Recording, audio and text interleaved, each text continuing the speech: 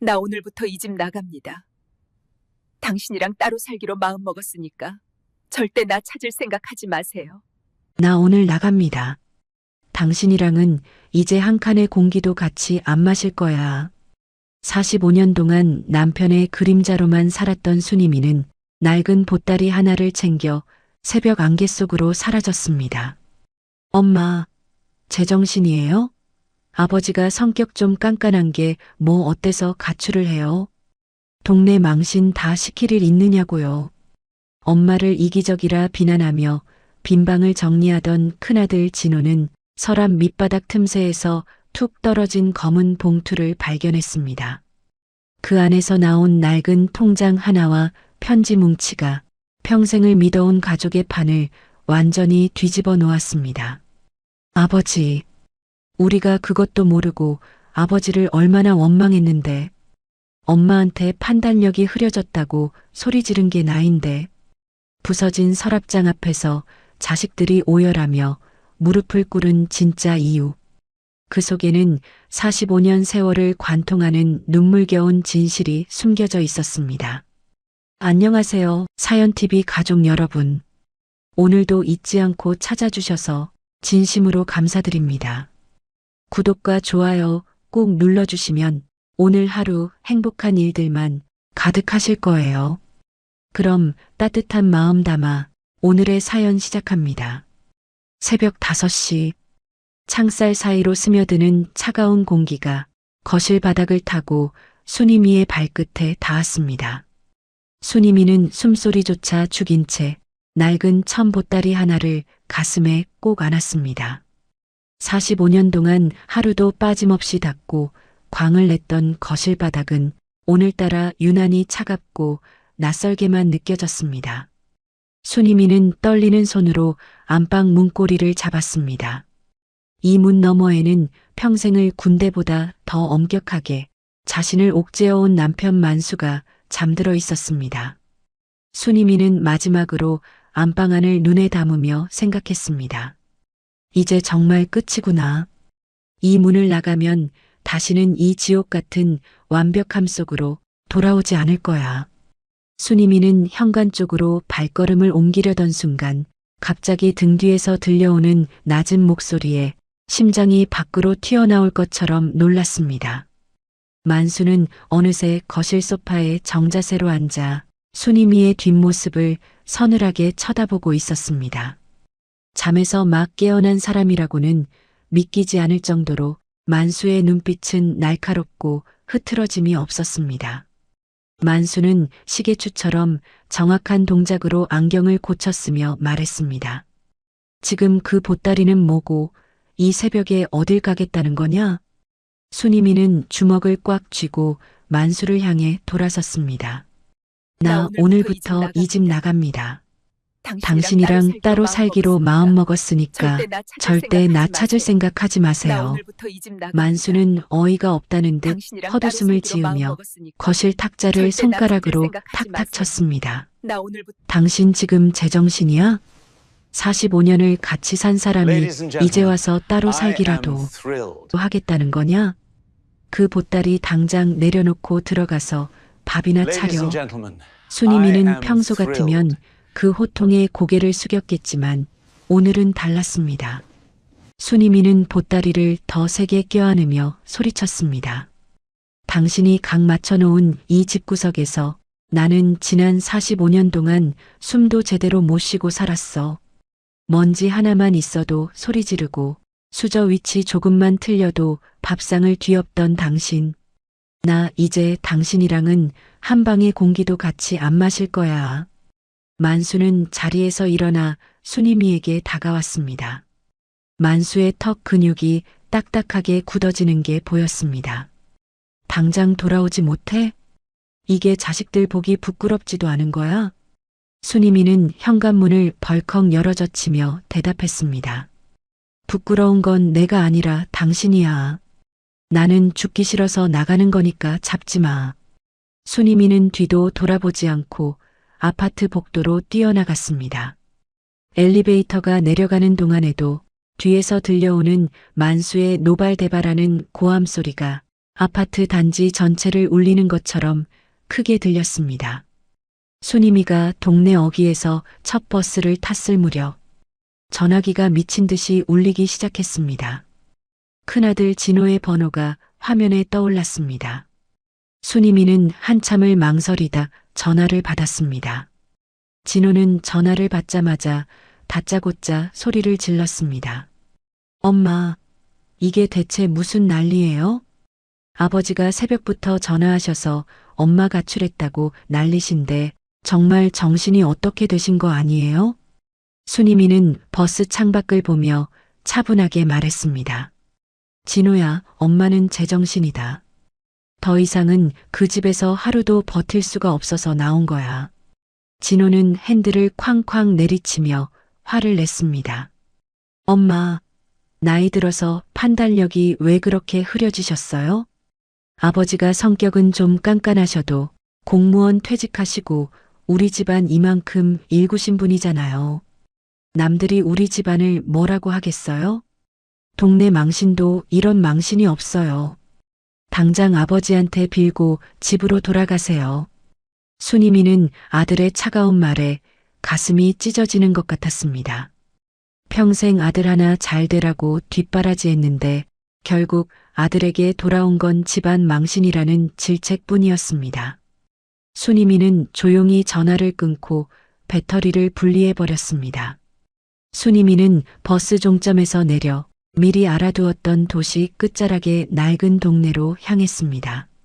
순임이는 예전에 시장 일을 도와주며 남몰래 조금씩 모아두었던 쌈짓돈을 꺼냈습니다. 그 돈으로 보증금이 싼 작고 낡은 방 한 칸을 얻었습니다.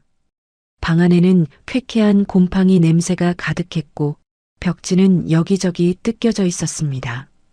하지만 순임이는 방바닥에 보따리를 내려놓으며 생전 처음으로 깊은 숨을 내뱉었습니다.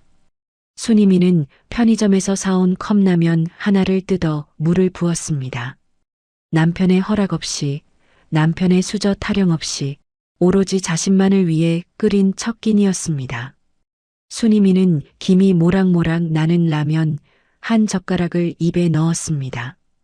뜨거운 면발이 목구멍을 타고 넘어가는데 참았던 눈물이 컵라면 국물 위로 뚝뚝 떨어졌습니다. 순임이는 엉엉 울면서 라면을 삼켰습니다. 맛있다. 정말 맛있다. 혼잣말을 중얼거리는 순임이의 목소리는 파르르 떨리고 있었습니다.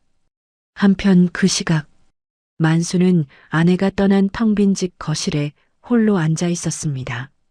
평소라면 순임이가 정성껏 차려왔을 아침밥상 대신 차가운 정적만이 집안을 가득 채웠습니다. 만수는 화를 내는 대신 무표정한 얼굴로 바닥에 떨어진 머리카락 한 올을 주워 올렸습니다. 머리카락을 휴지에 정성껏 싸서 쓰레기통에 버린 만수는 거실 소파 쿠션을 자로 잰 듯 다시 정렬했습니다. 그때 둘째 딸 지영이가 현관문을 열고 급하게 들어왔습니다. 지영이는 거실에 앉아있는 만수의 뒷모습을 보며 숨을 헐떡였습니다. 아버지, 엄마 정말 나가신 거예요? 세상에 어떻게 이런 일이 있을 수가 있어. 만수는 지영이를 쳐다보지도 않고 신문을 펼치며 말했습니다. 나간 사람은 나간 사람이다. 다시는 내 앞에서 그 사람 이름 꺼내지도 마라. 지영이는 아버지의 그 냉정함에 진저리를 쳤습니다. 아버지는 이 상황에서도 그놈의 체면이랑 질서가 중요하세요? 엄마가 왜 나갔겠냐고요. 혹시 엄마가 다른 마음이라도 품고 나간 건 아닌지 생각은 안 해보셨어요? 지영이는 엄마의 방으로 달려가 서랍을 뒤지기 시작했습니다. 혹시라도 엄마가 남긴 흔적이나 다른 남자와 주고받은 쪽지라도 있을까봐 두려웠습니다. 만수는 지영이의 소란에도 아랑곳하지 않고 신문 기사 한 줄 한 줄을 정독하기 시작했습니다. 하지만 만수의 손끝은 미세하게 떨리고 있었습니다. 만수의 시선은 신문에 머물러 있었지만 머릿속은 온통 새벽에 보따리를 싸들고 나갔던 순임이에 맺힌 눈망울로 가득 차 있었습니다. 순이미는 낡은 방 한쪽 구석에 누웠습니다. 낡은 천장에서 먼지가 조금씩 떨어졌습니다. 하지만 만수의 그림자가 닿지 않는 이 좁은 방이 순이미에게는 세상에서 가장 넓고 평온한 안식처였습니다. 순이미는 눈을 감으며 다짐했습니다. 이제부터는 순이미로 살 거야. 누구의 아내도 누구의 엄마도 아닌 오직 나 자신으로. 순이미의 첫 따로 살기는 그렇게 눈물과 해방감이 뒤섞인 새벽 공기와 함께 시작되었습니다. 순이미가 집을 나간 지 이틀째 되는 아침이었습니다. 만수의 집안은 평소보다 더 소름 끼칠 정도로 정적만이 감돌았습니다. 공기는 차갑게 식어 있었고 베란다를 통해 들어오는 햇살조차 온기 없이 서늘하게만 느껴졌습니다. 만수는 평소보다 1시간 일찍 일어나 거실 바닥에 먼지 하나를 찾기 위해 무릎을 꿇고 바닥을 후쳤습니다. 순이미가 하던 청소 방식이 마음에 들지 않는다며 만수는 직접 걸레를 들고 거실 구석구석을 닦아내기 시작했습니다. 만수의 손길은 마치 무언가에 홀린 사람처럼 집착적이었고 걸레질 소리만이 빈집을 울리는 유일한 소음이었습니다. 만수의 미간에는 깊은 주름이 잡혀 있었고 턱 근육은 무언가를 억누르는 듯 단단하게 뭉쳐 있었습니다. 소식을 듣고 달려온 진호와 지영이는 거실 한복판에 앉아 무표정하게 바닥을 닦고 있는 아버지의 뒷모습을 보았습니다. 진호는 가방을 소파에 던지듯 내려놓으며 다가갔습니다. 아버지, 지금 청소가 문제예요? 엄마가 어디 있는지 찾을 생각을 하셔야죠. 정말 이대로 엄마 내버려 두실 거예요? 만수는 고개도 들지 않고 걸레질을 멈추지 않았습니다. 찾지 마라. 자기 발로 나간 사람을 왜 구차하게 찾으러 다니느냐. 내 집안에서 내 규칙 못 지키겠다고 나간 사람이니 더 이상 내 아내도 아니고 내들 엄마도 아니다. 진호는 기가 막힌다는 듯 자신의 머리를 거칠게 헝클어뜨렸습니다. 아버지가 그렇게 모질게 굴어서 쫓아내신 거잖아요. 지난 45년 동안 엄마가 어떻게 살았는지 아버지만 모르시는 거예요? 만수는 그제야 걸레를 바닥에 팽개치며 자리에서 일어났습니다. 만수의 눈빛에는 서늘한 도끼가 서려 있었습니다. 내가 뭘 안다고 입을 함부로 놀려? 가정의 질서를 잡는 게 가장의 도리다. 질서가 무너지면 집안은 망하는 거야. 그 시각 지영이는 엄마가 쓰던 방 서랍을 샅샅이 뒤지고 있었습니다. 지영이는 서랍 구석에 끼어 있던 작은 메모지 한 장을 발견했습니다. 메모지에는 낯선 남자의 이름인 강철수라는 이름과 전화번호가 적혀 있었습니다. 지영이는 그 메모지를 들고 거실로 뛰어나왔습니다. 오빠, 이것 좀 봐. 엄마 방에서 이런 게 나왔어. 강철수? 이게 누구 이름이야? 진호는 메모지를 낚아채듯 뺏어들고 눈살을 찌푸렸습니다. 설마 엄마가. 아냐, 그럴 리 없어. 엄마가 어떤 사람인데. 지영이는 불안한 눈빛으로 아버지를 쳐다보며 말했습니다. 아버지, 혹시 엄마가 이혼 준비라도 하신 거예요? 아니면 정말 아버지가 모르는 남자가 있었던 거야? 만수는 메모지를 힐끗 쳐다보고는 아무런 대답 없이 안방으로 들어가 버렸습니다. 안방 문이 쾅 닫히는 소리는 자식들의 가슴에 대못을 박는 것처럼 무거웠습니다. 진호와 지영이는 거실에 멍하니 서서 서로를 바라보았습니다. 집안의 분위기는 이제 단순히 차가운 것을 넘어 서로를 향한 의심과 원망으로 얼어붙기 시작했습니다. 한편 순이미는 아는 지인의 소개로 작은 식당을 찾아갔습니다. 식당 안은 고기 굽는 냄새와 기름기 섞인 수증기로 가득했습니다. 식당 주인은 앞치마를 건네며 순이미를 아래 위로 훑어보았습니다. 순임 씨, 나이도 있는데 설거지 일할 수 있겠어? 여기 일이 보통 힘든 게 아니야. 순이미는 앞치마를 허리에 질질 동여매며 고개를 끄덕였습니다. 걱정 마세요, 사장님. 저 힘하나는 자신 있고 집에서 평생 하던 게 설거지입니다. 뭐든 시켜만 주세요. 순이미는 고무장갑을 끼고 산더미처럼 쌓인 그릇 앞에 섰습니다. 뜨거운 물에 세제를 풀어 그릇을 닦는데 매캐한 김이 얼굴을 덮치고 허리가 끊어질 듯 아파왔습니다. 하지만 순이미는 입술을 깨물며 그릇을 닦았습니다. 누군가의 명령 없이 오로지 내 의지로 돈을 벌고 있다는 사실이 순이미에게는 고통보다 더 큰 위안이 되었습니다. 순이미는 그릇을 닦으며 속으로 몇 번이고 되뇌었습니다. 그래, 차라리 이 몸이 부서지는 고생이 낫지. 그 집에서 말라 죽는 것보다는 이게 100번 1000번 나아. 어느덧 해가 뉘엿뉘엿 지고 퇴근 시간이 되었습니다. 순이미는 퉁퉁 부은 다리를 이끌고 차가운 자취방으로 돌아왔습니다. 방바닥에 주저앉아 바짓가랑이를 걷어 올리자 발목이 평소보다 2배는 부어 있었습니다. 순이미는 거친 손으로 다리를 주무르며 낮은 한숨을 내뱉었습니다. 순이미는 문득 만수의 목소리가 귀에 쟁쟁하게 들리는 것 같았습니다. 수저 위치가 왜 이 모양이야? 국그릇은 국그릇 자리에 놔야지. 순이미는 고개를 가로저으며 헛웃음을 지었습니다. 여보, 당신은 지금쯤 수저 타령하며 밥상을 노려보고 있겠지? 나는 이제 그 수저가 어디에 있든 상관없는 사람이 되었네. 순이미는 낡은 천장 아래 누워 욱신거리는 무릎을 감싸쥐고 눈을 감았습니다. 그 무렵 만수의 집 앞 시장 골목은 사람들로 북적였습니다. 동네 아낙네들은 모여 앉아 순이미의 가출 소식을 화제거리로 삼고 있었습니다. 그 집 여자 말이야, 결국 사고 쳤다며? 금슬 좋은 척하더니 젊은 남자랑 도망갔다는 소문이 파다해.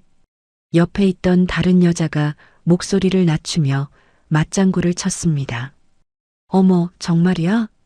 평소에 그렇게 조용하더니 속은 알 수가 없다니까. 만수 씨 같이 점잖은 사람이 얼마나 속상할까. 이 근처를 지나던 진호는 그 소리를 듣고 걸음을 멈췄습니다. 진호의 얼굴은 순식간에 불그락푸르락 달아올랐습니다. 아줌마들, 지금 뭐라고 하셨어요? 우리 엄마가 그런 사람인 줄 알아요. 함부로 말하지 마세요. 진호는 씩씩거리며 소리를 지르고는 집으로 뛰어들어갔습니다. 거실 소파에 앉아 신문을 보고 있는 만수 앞에서 진호가 외쳤습니다. 아버지, 동네에 소문이 아주 더럽게 났어요. 엄마가 젊은 남자랑 바람나서 도망갔다고 난리라고요. 정말 이래도 가만히 계실 거예요? 나 엄마 찾아올 거예요. 찾아서 강제로라도 이 집으로 끌고 올 거라고요. 만수는 신문에서 시선을 떼지 않은 채 차갑게 대답했습니다. 내 귀에도 들리는 소문을 내가 모르겠냐. 남의 입을 어떻게 막겠어. 나간 사람이 빌미를 줬으니 그런 소리를 듣는 거다. 찾지도 말고 끌고 오지도 마라. 그건 내 자존심이 허락하지 않는다. 그날 밤이었습니다. 자식들이 모두 돌아가고 집안에 홀로 남은 만수. 만수는 불이 꺼진 순이미의 빈 방으로 조용히 들어갔습니다. 칠흑 같은 어둠 속에서 순이미의 베개 냄새를 맡으며 만수는 베개볼을 거친 손으로 천천히 쓰다듬었습니다. 만수의 눈가에 작은 경련이 일어났고 깊은 어둠 속으로 무거운 한숨이 흩어졌습니다. 만수는 한참 동안 순이미의 베개를 만지작거리다가 자신도 모르게 베개 하나를 가슴에 꼭 안았습니다. 밖에서 보여주던 서슬퍼런 모습은 온데간데 없고 그곳에는 아내를 잃은 노인의 쓸쓸한 그림자만이 남아 있었습니다. 하지만 만수는 곧바로 정신을 차린 듯 베개를 제자리에 던져두었습니다. 만수는 방을 나오며 문고리를 꽉 쥐었습니다. 순이마, 내가 감히 나를 버리고 나가? 어디 얼마나 잘 사나 끝까지 지켜보겠다. 만수의 혼잣말은 집안의 차가운 정적 속으로 사라져갔습니다. 하늘에는 금방이라도 터질 듯한 먹구름이 낮게 깔려 있었습니다. 습하고 끈적이는 바람이 아파트 베란다 틈새를 타고 들어와 거실에 앉아 있는 가족들의 피부에 차갑게 달라붙었습니다. 그 무거운 정적을 깨고 초인종 소리가 날카롭게 울렸습니다. 지영이가 문을 열자 낯선 정장을 입은 여성이 서 있었습니다. 여성은 조심스러운 표정으로 가방에서 명함을 꺼내 건넸습니다. 안녕하십니까? 저는 수님 씨가 다니시던 병원의 사회복지사 최희수라고 합니다. 만수는 소파에 앉은 채 미동도 없이 여성의 명함을 쳐다보았습니다. 최희수는 거실로 들어와 만수와 자식들 앞에 자리를 잡았습니다. 최희수의 목소리는 차분했지만 그 안에는 가벼울 수 없는 무게가 실려 있었습니다. 수님 씨 소식이 끊겨서 병원 쪽으로 연락이 왔길래 찾아왔습니다. 수님 씨가 지난 몇 달 동안 남몰래 저희 병원을 다니셨던 거 가족분들은 전혀 모르고 계셨던 건가요? 진호와 지영이는 서로의 얼굴을 번갈아 보며 멍한 표정을 지었습니다. 진호는 떨리는 목소리로 사회복지사에게 물었습니다. 병원이라니요? 엄마가 어디가 아파서 병원을 다니셨다는 겁니까? 우리 엄마는 평소에 감기 한 번 안 걸리던 분이었어요. 최희수는 안타까운 듯 한숨을 내쉬며 서류를 펼쳐 보였습니다. 수님 씨는 오랜 시간 동안 극심한 스트레스로 인한 마음의 병을 앓으셨습니다. 그게 화병으로 번져서 머릿속 혈관을 막히게 하는 증세로 이어졌어요. 의학적으로는 뇌혈전이 올 수 있는 아주 위험한 상태였습니다. 조금만 더 심리적인 압박을 받으면 언제 쓰러져도 이상하지 않은 상황이었는데 정말 아무도 모르고 계셨단 말씀이신가요? 지영이는 그 소리를 듣자마자 바닥에 주저앉아 입을 막았습니다. 진호는 충격에 휩싸여 소파를 짚은 손을 부들부들 떨었습니다. 수님이가 왜 그토록 숨이 막힌다며 집을 나가겠다고 울부짖었는지, 왜 마지막 눈빛이 그토록 간절하고도 처절했는지, 그제야 모든 퍼즐 조각이 하나씩 맞춰지기 시작했습니다. 만수는 사회복지사의 설명에도 눈동자 하나 흔들리지 않았습니다. 오히려 안경을 고쳤으며 더 차가운 목소리로 쏘아붙였습니다. 병원을 다녔으면 집에서 말을 했어야지. 가족 몰래 다니는 게 무슨 잘한 짓이라고 여기까지 찾아옵니까? 나간 사람은 나간 사람입니다. 우리는 그 사람 행방도 모르고 이제 남남이나 다름없어요. 그러니 이제 그만 돌아가시고 다시는 찾아오지 마세요. 진호는 아버지의 잔인한 태도에 폭발하고 말았습니다. 진호는 만수의 어깨를 잡고 거칠게 흔들며 소리쳤습니다. 아버지, 지금 제정신이세요? 엄마가 죽을 병에 걸려서 집을 나갔다는데 어떻게 그렇게 말씀하세요? 아버지가 엄마를 그렇게 통제하고 괴롭히지만 않았어도 엄마가 이런 병에 걸렸겠냐고요. 정말 아버지는 사람이 아니라 돌덩이 같아요.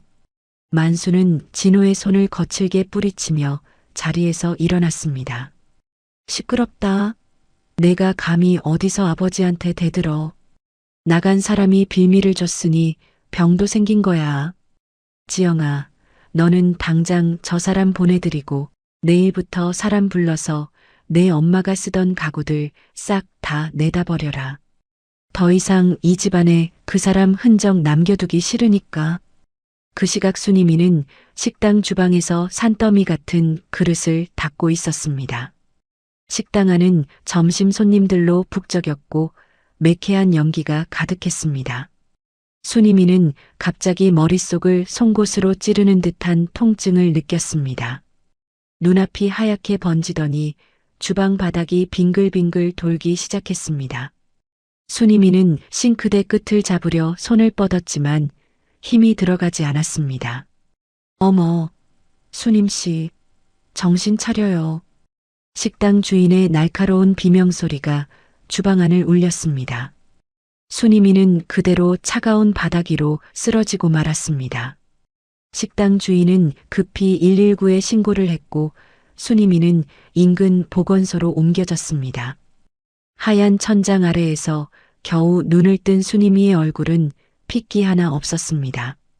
보건소 의사는 순이미의 상태를 살피며 심각한 표정을 지었습니다. 순임 씨, 지금 혈압이 너무 높고 뇌쪽 혈관 상태가 아주 불안정합니다. 당장 보호자 불러서 큰 병원으로 가셔야 해요. 자식들 전화번호 좀 알려주세요. 순이미는 의사의 손을 꼭 잡으며 고개를 가로저었습니다. 순이미의 눈에서는 굵은 눈물이 주르륵 흘러내렸습니다. 선생님, 제발 부탁드립니다. 우리 애들한테는 절대 연락하지 마세요. 내가 여기서 쓰러진 거 자식들이 알면 다 나 때문이라고 울고불고 난리 날 거예요. 특히 우리 남편은. 그 사람은 내가 아픈 것도 꼴 보기 싫어할 사람입니다. 제발 저 혼자 치료받게 해주세요. 그냥 잠시 어지러웠던 것 뿐이라고 해주세요. 의사는 순이미의 간절한 부탁에 차마 전화를 걸지 못했습니다. 순이미는 보건소 침대에 누워 링거를 맞으며 창밖을 보았습니다. 창밖에는 차가운 빗줄기가 쏟아지기 시작했습니다. 순이미는 남편 만수의 깐깐한 얼굴과 자식들의 원망 섞인 목소리를 떠올렸습니다. 그래, 차라리 이렇게 혼자 조용히 가는 게 모두를 위해 나을지도 몰라. 남편에게는 완벽한 집을 돌려주고 자식들에게는 짐이 되지 않는 엄마로 남는 것이. 집으로 돌아온 만수는 비가 내리는 마당을 멍하니 바라보았습니다. 비에 젖은 흙냄새가 코끝을 찔렀고 공기는 더 무겁게 가라앉았습니다. 만수는 거실 구석에 놓인 순이미가 아끼던 화분 앞으로 다가갔습니다. 화분에는 순이미가 정성껏 물을 주던 작은 꽃이 피어 있었습니다. 만수는 그 꽃잎을 손끝으로 살짝 건드려 보았습니다. 평소라면 먼지가 앉았다며 소리를 질렀을 만수였지만 지금은 그 꽃잎 하나를 만지는 손길조차 조심스러웠습니다. 만수의 가슴속 깊은 곳에서는 말로 표현할 수 없는 통증이 밀려왔습니다. 하지만 만수는 곧바로 얼굴을 굳히며 화분을 창밖으로 밀어내려 했습니다. 나간 사람이 아끼던 게 다 무슨 소용이야.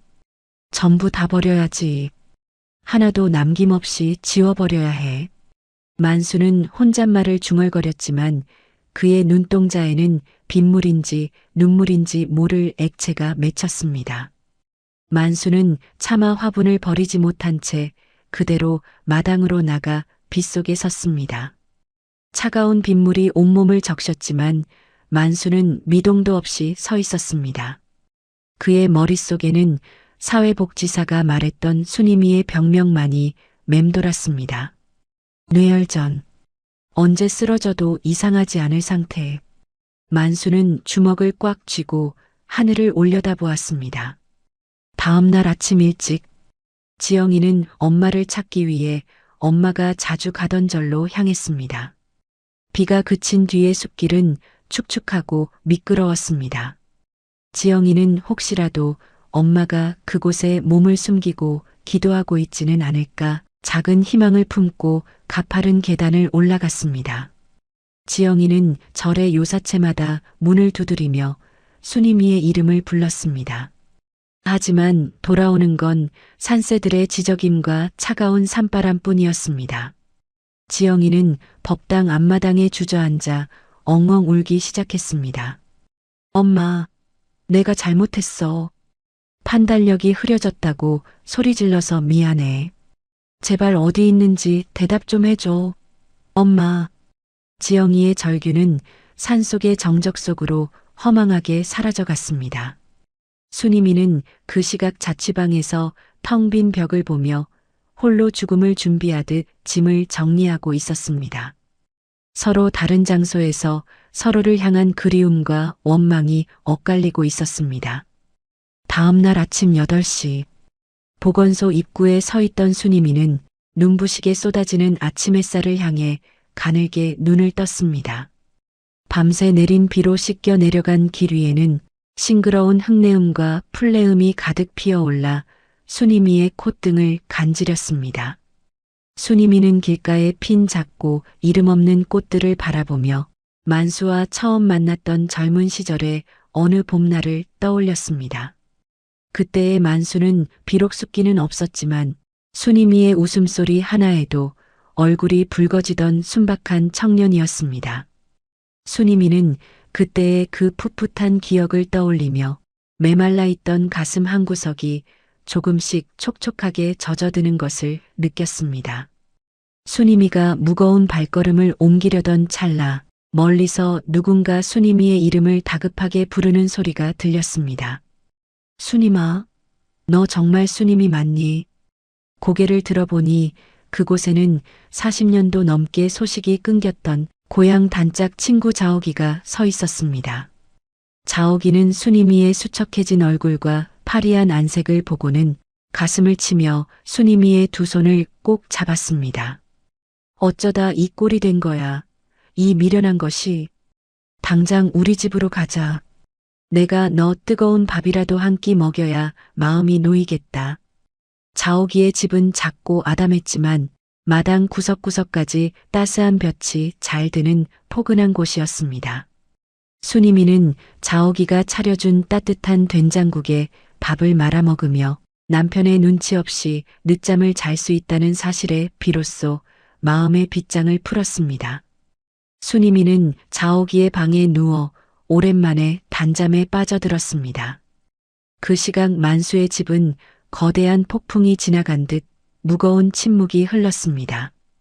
거실 한복판에 우두커니 서 있던 만수는 안방 문을 열고 나오며 자식들을 향해 서슬퍼런 호통을 쳤습니다.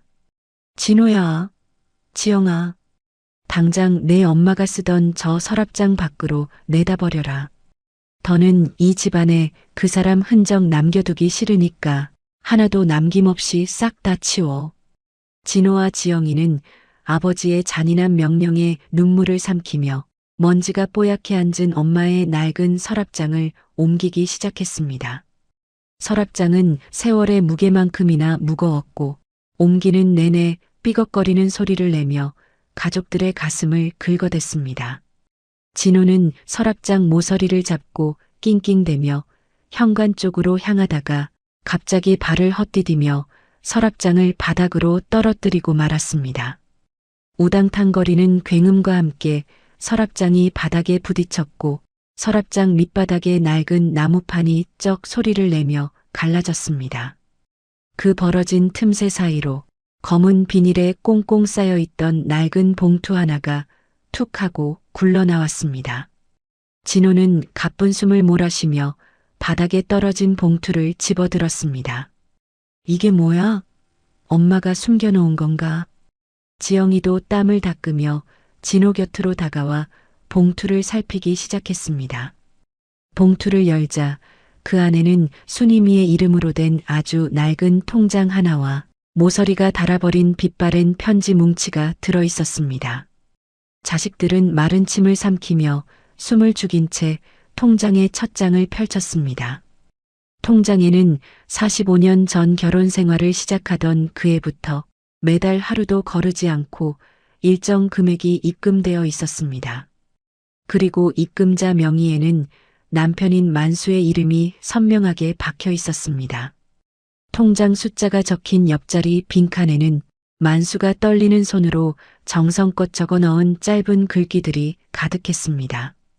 순이마, 오늘도 내가 소리를 질러서 미안하다. 내 못난 성격 때문에 내가 죽어가는구나. 이 돈은 내 몫이다. 나중에 내가 없더라도 너만은 고생하지 말고 편히 살아라. 통장 뒷부분으로 갈수록 만수의 고백은 더욱 절절해졌습니다. 의사가 말하더구나. 내 병이 다 나 때문이라고. 나랑 같이 있으면 내가 정말 죽을지도 모른다고 말이야. 차라리 나를 미워하고 원망하며 멀리 떠나거라. 그래야 내가 살 수 있다면 나는 세상에서 제일 나쁜 놈이 되어도 좋다. 만수는 아내의 병이 자신의 억척스러운 성격 때문임을 진작 알고 있었으며 순이미를 살리기 위해 일부러 더 모질게 굴어 집 밖으로 밀어냈던 것이었습니다. 편지 뭉치 속에는 만수가 아내의 수술비를 마련하기 위해 자신의 노후 자금을 정리했던 내역서와 함께 자식들에게 남긴 지시사항이 적힌 메모가 들어 있었습니다. 진호야, 엄마가 나가거든 절대 잡지 마라. 엄마가 마음 편히 쉴 수 있게 도우려무나. 나중에 엄마가 아프다고 하면 서랍 밑에 있는 이 통장을 꺼내 써라. 아버지가 왜 그토록 엄마를 내쫓듯 보냈는지, 왜 스스로 자식들에게 욕을 얻어먹는 악역을 자처했는지 깨달은 진호는 통장을 든 손을 바들바들 떨며 그 자리에 무너져 내렸습니다. 지영이도 아버지의 서글픈 진심을 확인하고는 차가운 거실 바닥에 머리를 박으며 오열하기 시작했습니다. 아버지, 우리가 그것도 모르고 아버지를 얼마나 원망했는데, 엄마한테 판단력이 흐려졌다고 소리 지른 게 나인데 어떻게 이럴 수가 있어. 자식들이 통곡하는 소리가 집안 가득 울려 퍼졌지만 안방에 들어간 만수는 문고리를 잡은 채 밖으로 나오지 않았습니다. 만수는 문 너머에서 들려오는 자식들의 울음소리를 들으며 입술을 피가 나도록 깨물고 조용히 눈물을 훔쳤습니다.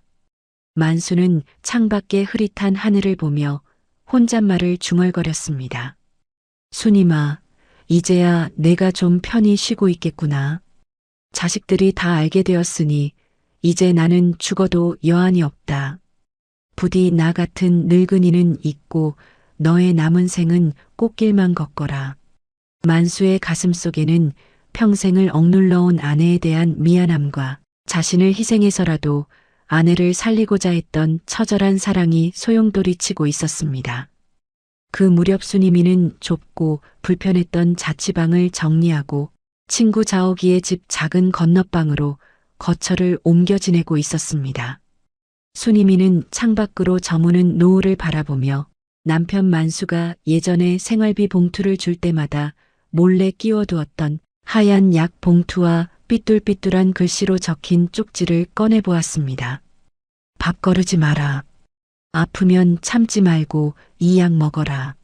순이미는 그때는 잔소리처럼 느껴졌던 그 쪽지들이 사실은 남편이 자신에게 보냈던 유일한 사랑의 신호였음을 깨달았습니다. 순이미는 쪽지를 가슴에 품고 하염없이 눈물을 흘리며 자신을 살리기 위해 독한 마음을 먹었던 남편의 고독한 뒷모습을 그렸습니다. 서로 다른 장소에서 부부는 비로소 서로의 진심을 마주하게 되었습니다. 순이미는 식당에서 일한 지 한 달 만에 받은 첫 월급 봉투를 가슴팍에 꼭 품은 채 시장통 한복판에 서 있었습니다. 비릿한 생선 냄새와 사람들의 활기찬 고함 소리가 섞인 시장 바닥은 오늘따라 순이미에게 세상에서 가장 축복받은 장소처럼 느껴졌습니다. 평생 남편이 주는 생활비를 타서 쓰며 영수증 하나하나를 검사받던 순이미에게 자신의 땀방울이 서린 이 빳빳한 돈봉투는 단순한 종이가 아니었습니다. 그것은 순이미가 세상에 내디딘 첫 발걸음이자 누구의 아내도 아닌 오직 인간 순이미로서 거둔 승리의 깃발이었습니다. 순이미는 시장 입구에 있는 작은 옷가게 앞에 멈춰 섰습니다. 가게 앞 마네킹이 입고 있는 밝은 노란색 드레스가 오후의 햇살을 받아 눈부시게 반짝이고 있었습니다. 평생 남편의 눈에 띄지 않으려고 무채색 옷만 입어왔던 순이미는 홀린 듯 가게 안으로 발걸음을 옮겼습니다. 옷가게 주인은 순이미를 반갑게 맞이하며 말을 건넸습니다. 어머나 사모님, 이 옷 주인을 이제야 만났네요. 한번 입어보세요. 얼굴이 확 살아나실 거예요. 순이미는 쑥스러운 듯 손사래를 치면서도 거울 앞에 섰습니다. 내가 이런 색을 입어도 될까요? 너무 점잖지 못한 건 아닌지 몰라요. 순이미는 떨리는 손으로 드레스를 갈아입고 거울 속에 자신을 보았습니다. 거울 속에는 고생에 찌든 노파가 아니라 자신을 위해 웃을 줄 아는 한 여자가 서 있었습니다. 순이미는 지갑에서 망설임 없이 현금을 꺼내 계산을 마쳤습니다. 생전 처음으로 자신을 위해 큰 돈을 써본 순이미의 가슴은 마치 첫사랑을 시작한 소녀처럼 두근거렸습니다. 자옥이는 그런 순이미를 바라보며 자기 일처럼 기뻐했습니다. 그래, 순이마. 바로 그거야. 너도 이제 대접받고 살 자격 충분해. 진작 좀 그러지 그랬니? 순이미는 자옥이의 손을 잡으며 수줍게 웃어 보였습니다. 같은 시각 만수는 자식들로부터 순이미의 소식을 전해 들었습니다. 거실 소파에 정자세로 앉아있던 만수는 순이미가 친구 집에서 건강을 회복하고 옷도 사입었다는 말에 평생 처음으로 안경 너머 눈가에 옅은 미소를 띄었습니다. 만수는 자식들이 눈치채지 못하게 헛기침을 하며 신문을 고쳐주었습니다. 나간 사람이 잘 지내면 됐지. 옷은 또 무슨 돈으로 사입었다더냐?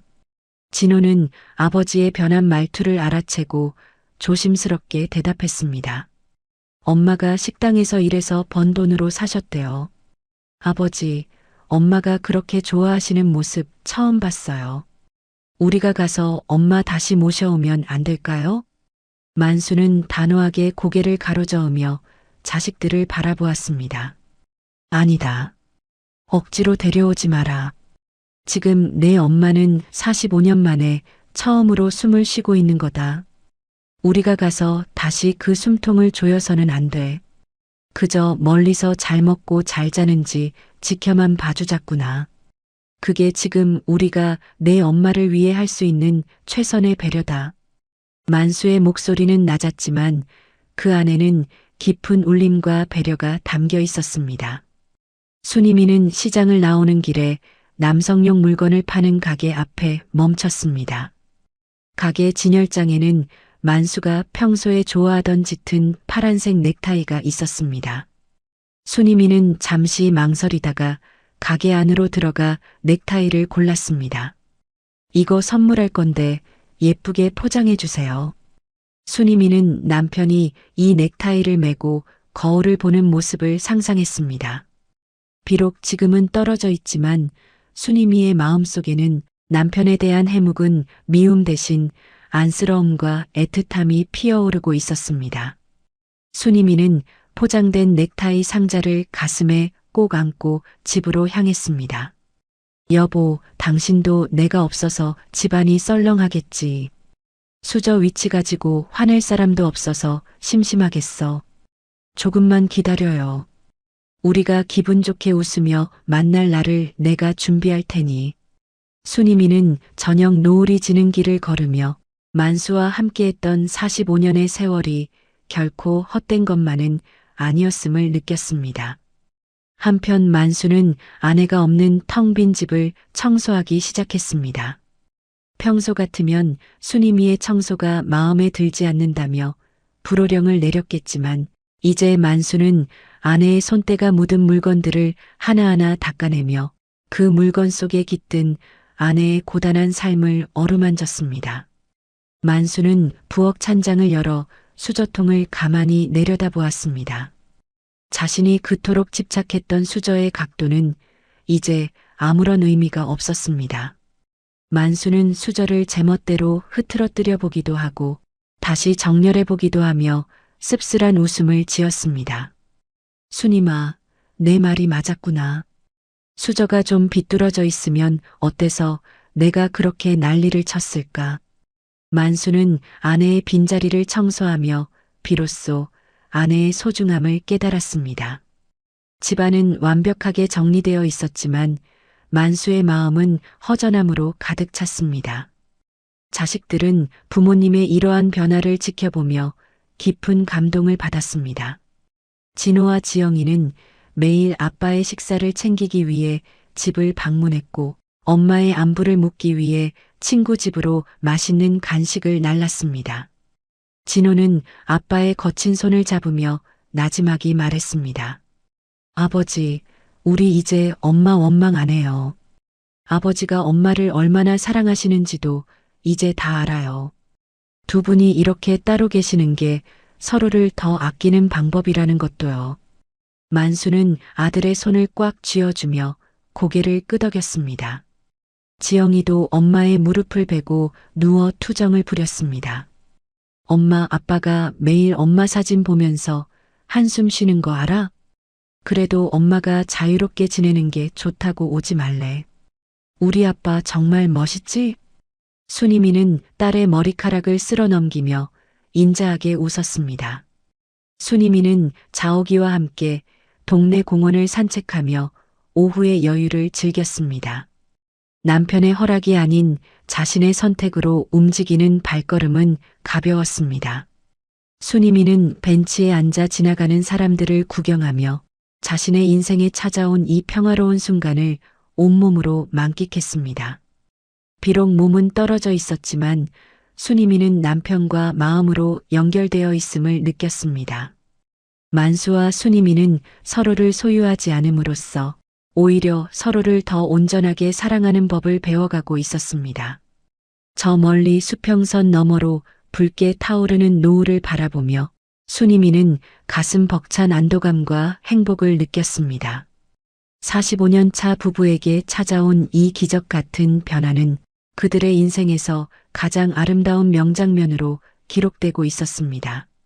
순이미는 품 안에 든 넥타이 상자를 다시 한번 만져보았습니다. 언젠가 만수에게 이 선물을 건네며 마주보고 웃을 그날을 기약했습니다. 부부의 따로 살기는 이별의 전조가 아니라 더 건강한 만남을 위한 아름다운 휴식기였습니다. 순이미는 자옥이의 손을 잡고 집으로 돌아가는 길에 노래를 흥얼거렸습니다. 세상은 여전히 그들을 향해 수군거렸지만 상관없었습니다. 그들은 이제 남의 시선이 아닌 서로의 진심 속에서 가장 편안하고 따뜻한 집을 짓고 살아가고 있었기 때문입니다. 순이미의 얼굴에는 그 어느 때보다 환하고 찬란한 빛이 감돌고 있었습니다. 인생이라는 긴 여행의 중간 지점에서 두 사람은 비로소 진짜 사랑의 정답을 찾아낸 것이었습니다. 깊은 밤 정적을 깨고 울려 퍼지는 날카로운 사이렌 소리가 도시의 잠든 공기를 갈기갈기 찢어놓았습니다. 행복한 꿈을 꾸듯 평온했던 자옥이의 집안으로 매캐하고 지독한 연기가 소리 없이 스며들기 시작했습니다. 낡은 전기 배선에서 튄 작은 불꽃이 순식간에 거실 커튼을 타고 천장으로 번져나갔습니다. 순이미는 타들어가는 플라스틱 냄새에 정신이 번쩍 들어 눈을 떴습니다. 눈앞은 이미 시커먼 연기로 가득 차 앞이 보이지 않았고 뜨거운 열기가 피부를 바늘로 찌르는 듯 고통스러웠습니다. 불이야, 자옥아, 불이야. 순이미는 목이 터져라 친구의 이름을 부르며 방문을 열었습니다. 하지만 불길은 이미 거실을 집어삼킨 채 거세게 소용돌이 치고 있었습니다. 순이미는 젖은 수건으로 입을 막고 밖으로 나가려다 문득 책상 위에 놓아둔 파란색 넥타이 상자를 떠올렸습니다.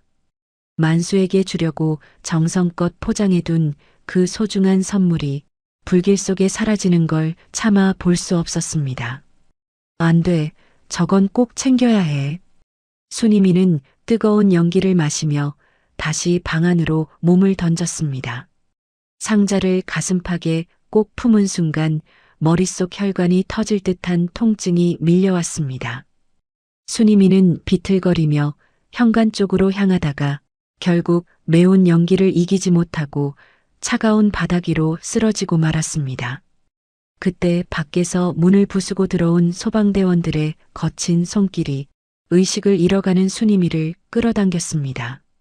한편 그 시각 집안을 꼼꼼히 살피며 거실을 지키던 만수는 전화기 너머로 들려오는 지영이의 비명 섞인 목소리에 심장이 덜컥 내려앉았습니다. 아버지, 어떡해요. 엄마가 있는 집에 불이 났대요. 만수는 자다 말고 맨발로 현관문을 박차고 나갔습니다. 양말도 신지 않은 발바닥이 차가운 아스팔트에 닿았지만 통증조차 느껴지지 않았습니다. 만수는 미친 사람처럼 택시를 잡아타고 화재 현장으로 달려갔습니다. 멀리서 보이는 붉은 불길과 자욱한 연기를 본 순간 만수의 무릎이 힘없이 꺾이며 바닥에 주저앉았습니다. 순임아, 안 돼. 순임아.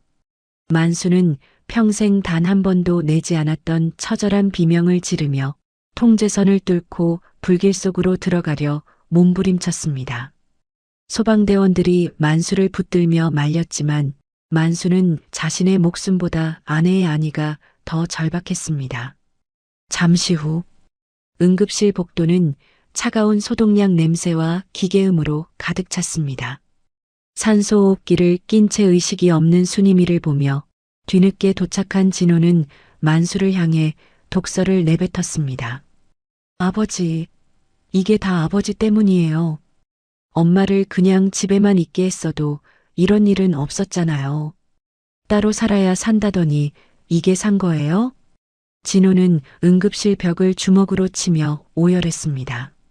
만수는 아들의 비난에도 아무런 대꾸를 하지 않았습니다. 그저 수술실로 들어가는 순이미의 창백한 손을 붙잡고 피가 날 정도로 입술을 깨물며 눈물을 뚝뚝 흘릴 뿐이었습니다. 만수의 눈동자에는 아내를 지켜주지 못했다는 죄책감과 다시는 아내를 보지 못할지도 모른다는 공포가 서려 있었습니다. 의사가 심각한 표정으로 수술실 밖으로 나왔습니다. 환자분이 연기를 너무 많이 마셨습니다. 기존에 있던 혈관 질환이 악화되면서 뇌압이 급격히 높아졌어요. 지금 당장 큰 수술을 하지 않으면 생명이 위험합니다. 진호는 수술비 내역서를 받아들고 손을 벌벌 떨었습니다. 갑작스러운 사고에 수천만 원에 달하는 병원비를 당장 마련할 길이 없었습니다. 선생님, 제발 일단 수술부터 해주세요. 돈은 어떻게든 마련하겠습니다. 진호가 절망적인 목소리로 사정하고 있을 때 만수가 품 안에서 낡고 두툼한 봉투 하나를 꺼내 진호에게 내밀었습니다. 봉투 안에는 만수가 평생을 공무원으로 일하며 아끼고 아껴 모아온 아내의 이름으로 된 또 다른 비밀 통장이 들어 있었습니다. 만수는 떨리는 목소리로 아들에게 말했습니다. 이거 받아라. 내 엄마가 아플 때 쓰려고 내가 평생 모은 돈이다. 한 푼도 아끼지 말고 세상에서 가장 좋은 의사 불러서 치료해라. 이 돈은 내 엄마 목숨값이다. 진호는 통장에 찍힌 엄청난 액수와 아버지의 진심을 보고 그 자리에 무릎을 꿇은 채 통곡하기 시작했습니다. 만수는 아들의 어깨를 꽉 잡아주며 수술실 문 쪽으로 시선을 돌렸습니다. 울지 마라. 내 엄마는 강한 사람이다.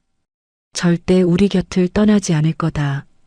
수술실 불이 켜지고 긴박한 시간이 흐르기 시작했습니다. 만수는 병원 복도 딱딱한 의자에 앉아 기도를 시작했습니다. 평생 신이라는 존재를 믿지 않았던 만수였지만 지금 이 순간만큼은 아내를 살려달라며 간절히 빌었습니다. 만수의 손끝은 쉴 새 없이 떨리고 있었고 턱 근육은 무언가를 참아내듯 딱딱하게 굳어 있었습니다. 지영이는 아버지의 곁에 앉아 만수의 거친 손등을 어루만졌습니다. 아버지, 엄마 꼭 일어날 거예요. 우리 가족 이제야 서로 마음을 알았는데 엄마가 우리 버리고 가실 리 없잖아요. 만수는 딸의 위로의 대답 대신 지영이의 손을 꽉 쥐어주었습니다. 그 무렵 수술실 안에서는 사투가 벌어지고 있었습니다. 순이미는 의식의 저편에서 남편 만수의 목소리를 들었습니다. 순이마, 나를 용서하지 마라. 하지만 죽지도 마라. 제발 다시 한 번만 나를 꾸짖어다오. 순이미는 그 목소리를 따라 어둠 속을 헤매며 걷고 있었습니다. 순이미의 손에는 여전히 불길 속에서 지켜낸 넥타이 상자가 들려 있었습니다. 그것은 순이미가 세상에 남기고 싶은 마지막 사랑의 증표였습니다. 병원 복도의 무거운 침묵 속에서 가족들은 숨을 죽인 채 수술실 문 위의 붉은 등이 꺼지기만을 기다리고 있었습니다. 만수는 문득 아내가 집을 나갈 때 남겼던 뒷모습을 떠올렸습니다. 그때 자신이 조금만 더 부드럽게 말했더라면, 조금만 더 아내의 아픔을 보듬어 주었더라면 어땠을까? 만수는 자신의 고집스러운 성격이 만든 비극 앞에서 심장이 갈기갈기 찢겨나가는 듯한 고통을 느꼈습니다. 하지만 만수는 무너지지 않았습니다. 아내가 깨어났을 때 가장 먼저 보여줄 따뜻한 미소를 연습하며 만수는 차가운 병원 복도에서 밤을 지새웠습니다. 부부의 따로 살기는 이렇게 예상치 못한 시련 앞에서 더욱 단단하고 처절한 사랑의 불꽃으로 타오르고 있었습니다. 수술실 위에 붉은 조명이 꺼지기까지 걸린 시간은 지켜보는 가족들에게는 가슴 졸이며 살아온 평생의 세월보다 더 길고 잔인하게 느껴졌습니다. 복도의 차가운 형광등 불빛 아래에서 만수는 자신의 굽은 등 뒤로 쏟아지는 자식들의 울음소리를 묵묵히 견뎌내고 있었습니다. 마침내 수술실 문이 육중한 소리를 내며 열렸고 피곤에 찌든 얼굴의 의사가 마스크를 벗으며 밖으로 걸어 나왔습니다. 만수는 자리를 박차고 일어나 의사의 앞을 막아섰습니다. 입술이 바르르 떨려 차마 말이 나오지 않는 만수를 대신해 진호가 의사의 가운 소매를 붙잡고 다급하게 물었습니다. 의사 선생님, 우리 엄마 어떻게 됐나요? 제발 살았다고 말해주세요. 의사는 만수의 간절한 눈빛을 한참이나 바라보다가 안도감이 섞인 낮은 목소리로 입을 열었습니다. 정말 천운입니다. 연기를 많이 마셔 고비가 있었지만 다행히 수술이 아주 성공적으로 끝났습니다. 이제 고비는 넘겼으니 중환자실에서 경과를 지켜보도록 하죠. 그 한마디가 떨어지는 순간 만수의 다리에 힘이 풀려버렸습니다. 만수는 병원 벽을 짚고 천천히 바닥에 주저앉았습니다.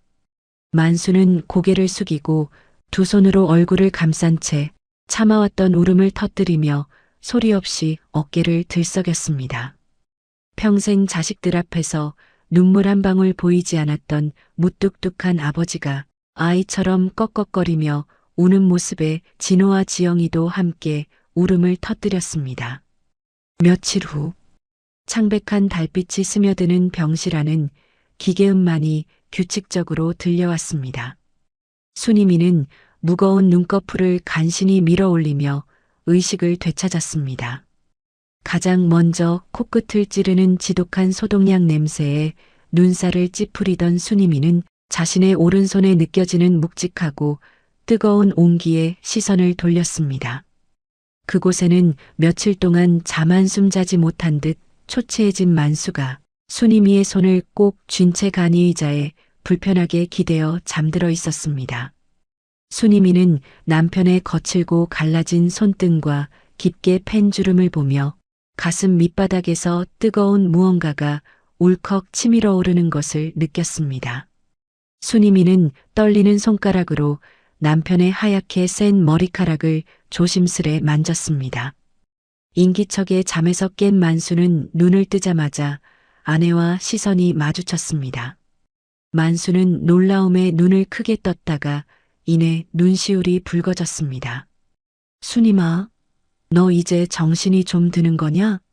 나 알아보겠어? 어서 말 좀 해봐라. 만수는 순이미의 손을 두 손으로 감싸주며 연신 얼굴을 비볐습니다. 순이미는 마스크 너머로 힘겹게 미소를 지으며 작은 목소리로 답했습니다. 여보, 나 괜찮아요. 왜 이렇게 바보같이 울고 그래요? 당신 얼굴이 이게 뭐예요? 꼭 10년은 더 늙어 보이네. 만수는 아내의 농담 섞인 말에 결국 참았던 눈물을 쏟아내고 말았습니다. 미안하다 순이마. 정말 미안해.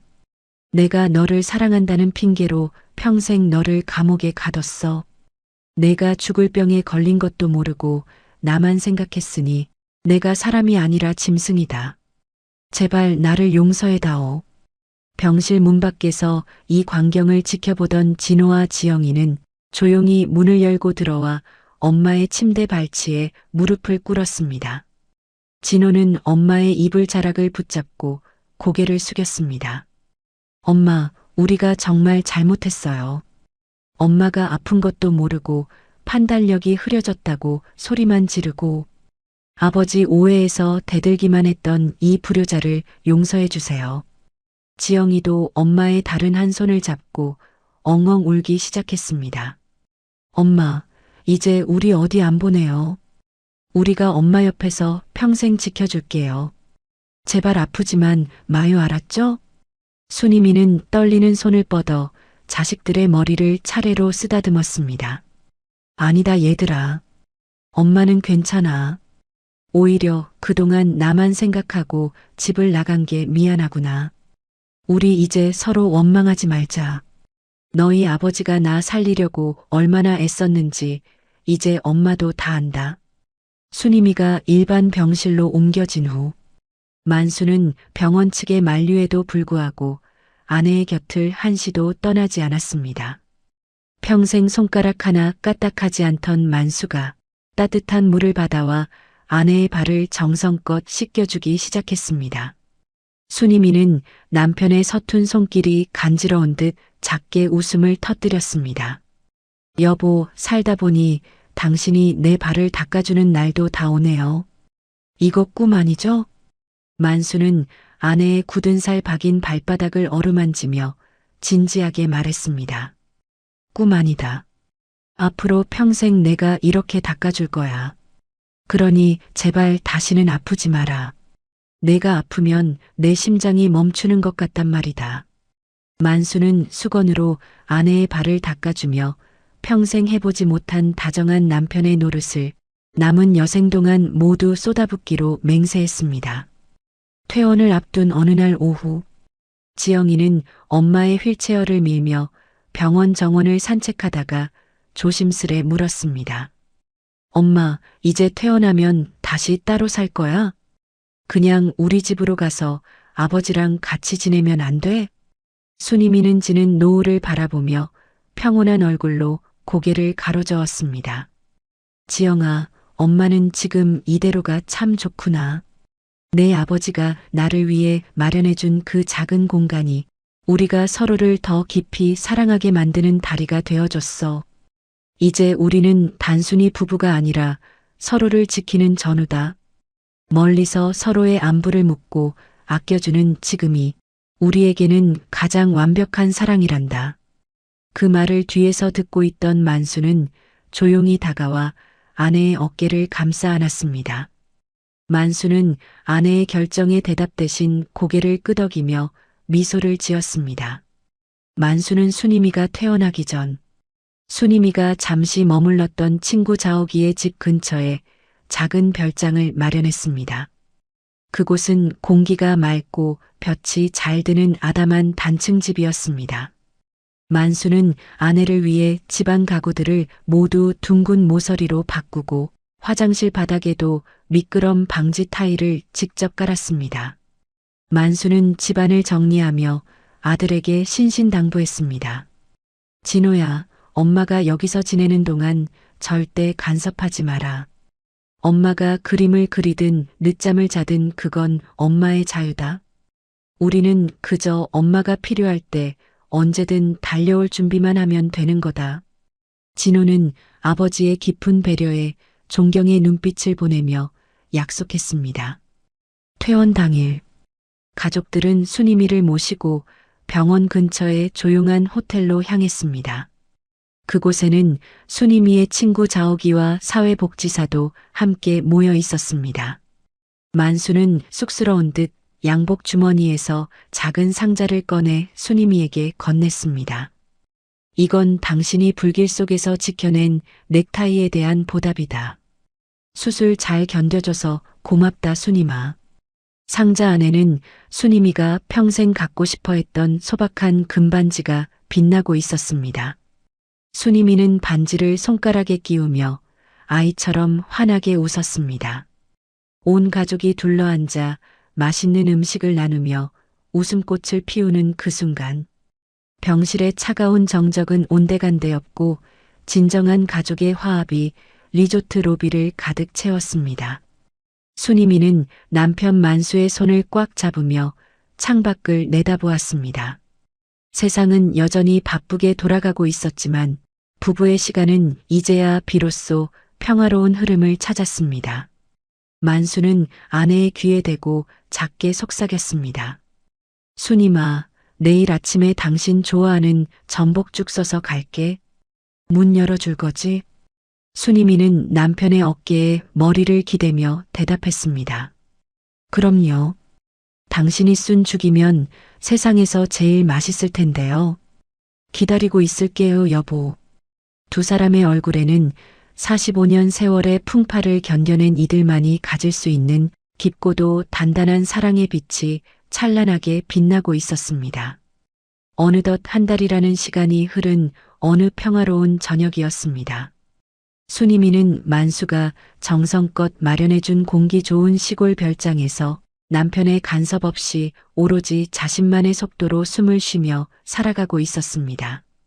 저녁 7시가 되자 거실 탁자 위에 놓인 스마트폰이 경쾌하게 울렸습니다. 화면에는 만수의 인자하게 웃는 얼굴이 커다랗게 떠올랐습니다. 순이미가 영상 통화 버튼을 누르자 만수의 목소리가 방안을 가득 채웠습니다. 순이마, 저녁은 챙겨 먹었어? 거기 춥지는 않아? 보일러 온도 좀 높여두지 그래. 평생 명령조로 소리만 지르던 만수의 말투는 이제 찾아볼 수 없었습니다. 만수는 이제 아내에게 잔소리를 퍼붓는 대신 아내의 목발 짚는 소리 하나까지 걱정하며 안부를 묻는 부드러운 할아버지가 되었습니다. 순이미는 화면 속의 남편을 보며 환하게 미소를 지어 보였습니다. 걱정 마요, 여보. 자옥이가 맛있는 반찬 가져다줘서 잘 먹었어요. 당신도 혼자 있다고 대충 때우지 말고 꼭 국 데워서 드세요. 만수는 쑥스러운 듯 머리를 극적이며 대답했습니다. 알았어. 나도 이제 혼자서 밥 잘 차려 먹어. 당신 목소리 들으니까 이제야 마음이 놓이네. 내일은 당신 좋아하는 과일 좀 사서 들를게. 잘 자구려. 두 사람은 매일 저녁 이렇게 영상통화로 서로의 일상을 나누며 함께 살 때보다 더 자주 웃고 더 깊은 대화를 나누게 되었습니다. 서로의 공간을 존중하며 적당한 거리감을 유지하는 생활은 오히려 부부의 마음을 그 어느 때보다 가깝게 밀착시켜 주었습니다. 주말이 되자 순이미는 예쁜 노란색 드레스를 차려입고 자식들의 차를 타고 오랜만에 만수가 있는 집으로 향했습니다. 집 안으로 들어서자 예전에 그 숨막히는 정적 대신 구수한 된장찌개 냄새와 자식들의 웃음소리가 현관까지 마중을 나왔습니다. 만수는 앞치마를 두른 채 주방에서 수저를 놓고 있었습니다. 놀랍게도 수저의 각도는 조금씩 삐뚤어져 있었지만 만수는 그것을 고치려 들지 않고 그저 아내를 향해 손을 흔들었습니다. 여보 왔어? 어서 와서 앉아. 진호랑 지영이가 당신 온다고 갈비찜도 준비했어. 가족들이 식탁에 둘러앉아 맛있는 음식을 나누며 정을 나누는 동안 부엌 찬장 위에는 먼지 하나 없이 깨끗한 식기들이 금슬 좋게 놓여 있었습니다.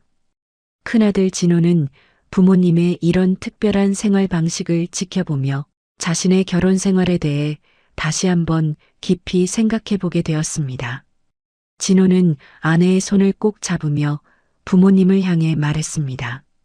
아버지, 엄마, 저 처음에는 두 분 따로 사시는 거 정말 이해 못했거든요. 그런데 이제는 알 것 같아요. 사랑은 상대를 내 마음대로 꽉 쥐고 흔드는 게 아니라 그 사람이 가장 편안하게 숨 쉴 수 있게 자리를 비워주는 거라는 거요. 두 분 덕분에 저도 아내를 더 배려하며 사는 법을 배우고 있습니다. 만수는 아들의 대견한 말에 고개를 끄덕이며 술잔을 비웠습니다. 지영이도 엄마의 곁에 바짝 다가앉아 그림 도구 세트를 선물했습니다. 엄마, 다음 주부터 동네 그림교실 등록한 거 잊지 마. 이제는 엄마가 그리고 싶은 세상 마음껏 그려봐. 내가 응원할게. 순이미는 딸이 선물해준 붓을 만지작거리며 뒤늦게 예술의 즐거움에 빠졌습니다. 평생 집안일과 남편 수발에 달아버린 손맛이었지만 캔버스 위에서 움직이는 붓끝만큼은 그 누구보다 자유롭고 생동감이 넘쳤습니다. 순이미는 자신이 느꼈던 아픔과 해방감, 그리고 다시 찾은 사랑을 다채로운 색깔로 캔버스 위에 하나둘씩 채워나가기 시작했습니다. 그림을 그리는 동안 순이미는 자신의 영혼이 춤을 추는 듯한 해방감을 느꼈습니다. 만수는 주말마다 순이미의 화실을 찾아가 조용히 커피를 내려놓고 아내의 뒷모습을 한참 동안이나 흐뭇하게 바라보다 돌아가곤 했습니다. 순이미는 남편의 말없는 배려 속에서 자신의 인생이 이제야 비로소 찬란한 전성기를 맞이했음을 깨달았습니다. 어느덧 낙엽이 붉게 물든 가을날 오후, 시내의 작은 갤러리에서 순이미의 첫 번째 개인 전시회가 열렸습니다. 만수는 생전 처음 입어보는 멋진 정장을 갖춰 입고 순이미가 선물했던 파란색 넥타이를 정성껏 메고 나타났습니다. 만수의 손에는 순이미가 가장 좋아하는 붉은 장미 백송이가 들려 있었습니다. 만수는 많은 사람 앞에서 쑥스러운 듯 얼굴을 붉히면서도 순이미에게 다가가 꽃다발을 건네며 나직하게 고백했습니다. 순이마, 오늘 당신이 세상에서 제일 예쁘다. 내 아내가 되어줘서, 그리고 다시 내 곁에 있어줘서 정말 고맙다. 사랑한다, 순이마. 순이미는 남편의 진심 어린 고백에 눈시울이 붉어진 채 수많은 관객의 박수 소리를 축복처럼 받으며 남편의 어깨에 기대었습니다. 두 사람의 파격적인 따로 살기를 비난했던 동네 지인들도 전시회를 찾았습니다. 처음에는 망측하다며 손가락질하던 그들이었지만 이제는 서로의 공간을 존중하며 여유롭게 웃는 두 사람의 모습에서 자신들이 갖지 못한 진정한 부부의 행복을 발견하고 부러운 눈길을 보냈습니다. 한 이웃 여성이 순이미의 손을 잡으며 조용히 속삭였습니다. 순임씨, 나 정말 순임씨가 부러워. 어떻게 그렇게 남편이랑 친구처럼 전우처럼 지낼 수 있어? 나도 우리 영감님한테 순임씨 얘기 좀 해줘야겠어. 순이미는 그저 인자하게 웃으며 이웃의 손을 다독여 주었습니다. 세상의 시선은 중요하지 않았습니다. 두 사람의 마음 속에는 이미 남들이 알지 못하는 단단한 신뢰의 집이 지어져 있었기 때문입니다.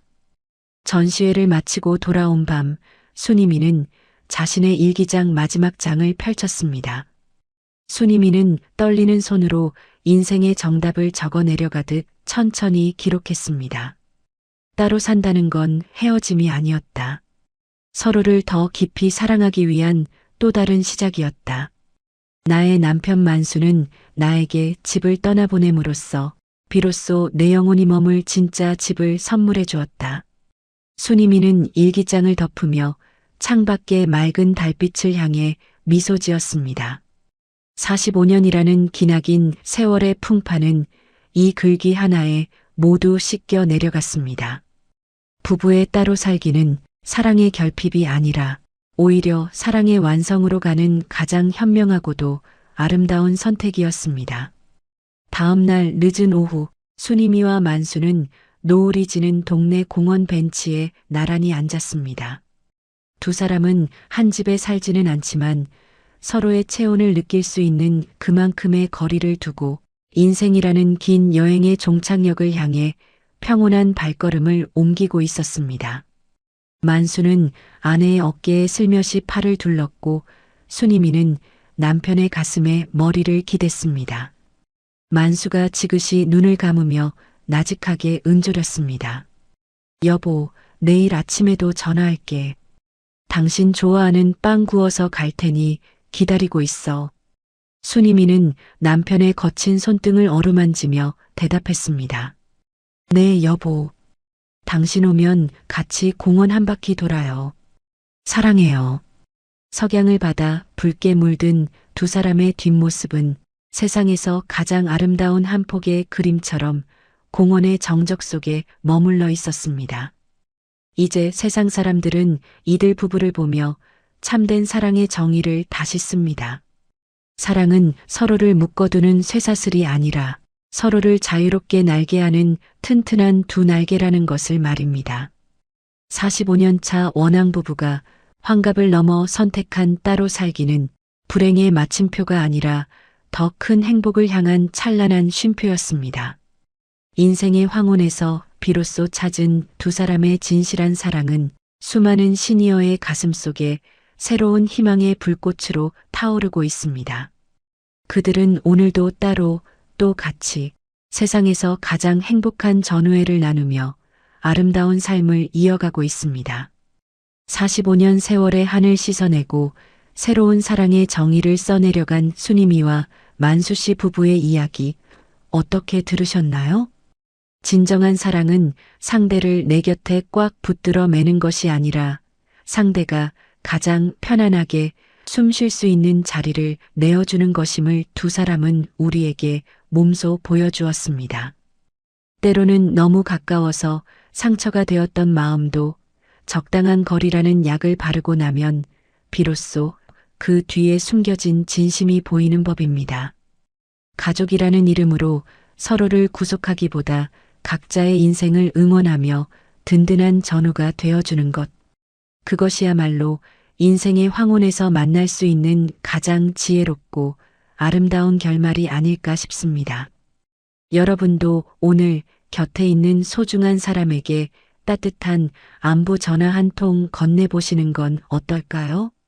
이야기를 끝까지 들어주신 분이 계시다면 잘 들었다고 댓글 하나만 남겨주세요. 사연TV는 오늘 하루도 여러분의 마음에 사랑과 행복이 가득하길 바랍니다. 감사합니다.